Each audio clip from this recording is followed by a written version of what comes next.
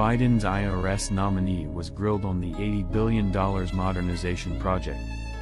Senators grilled President Joe Biden's choice to lead the Internal Revenue Service on Wednesday about how he plans to oversee the use of $80 billion in new funding coming to the agency over the next decade.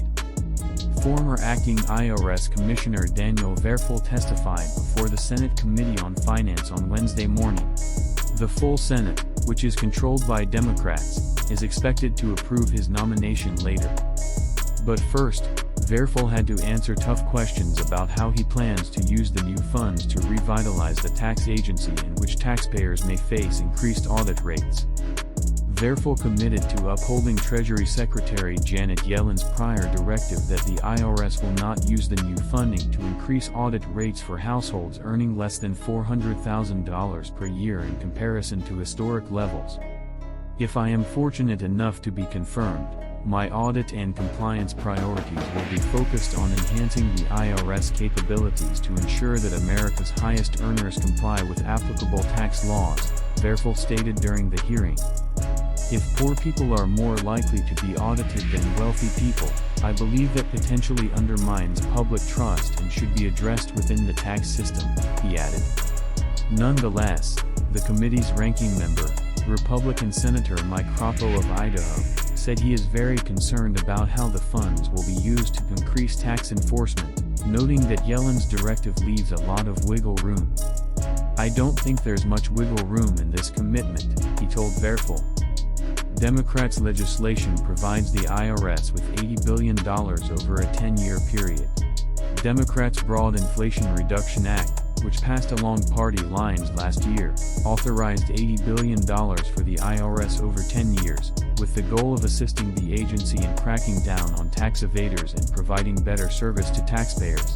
It is estimated that by collecting more taxes, the agency could increase federal revenue by more than $100 billion over that time period. Many Republicans have politicized the IRS and its new funding, claiming that the investment will result in more audits of hardworking Americans. When the Republicans took control of the House earlier this year, two of their first votes on legislation concerned the IRS. The first bill would repeal nearly all new IRS funding, while the second would abolish the IRS entirely. Given that Democrats still control the Senate, it's highly unlikely that either bill will become law. The new investment in the IRS is not intended to increase taxes on any taxpayer or small business with a taxable income below $400,000, according to the Inflation Reduction Act, though there is some uncertainty about how the IRS will decide how to ramp up audits. Some key Republican leaders continue to make the exaggerated claim that the new $80 billion will be used to hire 87,000 auditors who will target hardworking Americans. However, the figure of 87,000 is deceptive. Many of the new hires will be filling positions that the IRS has already lost or will lose through attrition in the coming years. And, while a 2021 Treasury report estimated that the IRS could hire 86,852 full-time employees over a decade with a nearly $80 billion investment, that figure included all employees, not just enforcement agents. In fact, the IRS has hired 5,000 new customer service agents since the law passed.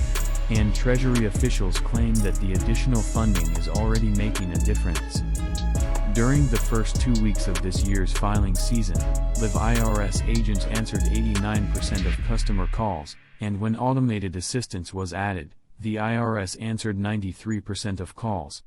These figures are in stark contrast to last year, when the IRS only answered 13% of calls. So far this year, the IRS has processed 29% more returns than it did at this time last year. Verfel has a unique background and interest in government operations. Verfel served as acting IRS commissioner for 7 months in 2013 at a particularly hard time for the agency. His predecessor resigned following the revelation that the agency targeted conservative groups seeking tax-exempt status for extra scrutiny. Prior to his earlier stint at the IRS, Verfel worked for nearly 16 years at the White House's Office of Management and Budget, serving as Deputy Controller and then Federal Controller. After leaving the government, he joined Boston Consulting Group, where he is a managing director and partner on the federal and public sector teams. Verfel is also the co-host of a podcast called Gov Actually about how government works. It aims to put a spotlight on how government operates behind the scenes to implement laws passed by Congress and campaign promises made by politicians. What never seems to get any attention is, does the government and its workforce and its current tool set actually have the ability to make these campaign promises a reality, Verfel said on the first episode of the podcast that it posted in 2016.